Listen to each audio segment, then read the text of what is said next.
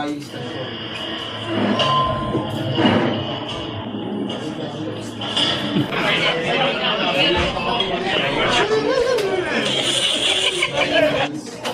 Also good to see you. Also good to see you. Oh my God. So, yung way po niya papuntang Pigang dito po. Siyempre parang po kayo Maynila. Di ba pag papunta kayo dyan, di ba? May petrol. Diretso kayo, may makita kayo dyan, ismes sa 7-7 sa may kanto. So, yung katapat, yung papasok din makapasok ko dyan. Papasok din yung tinhan doon. May kapiya, di ba ito? Ismes sa 7-11. May katapat yan dito na papasok na tricycle. Papasok kayo dyan. Yung gilid mismo ng ever parang appliances.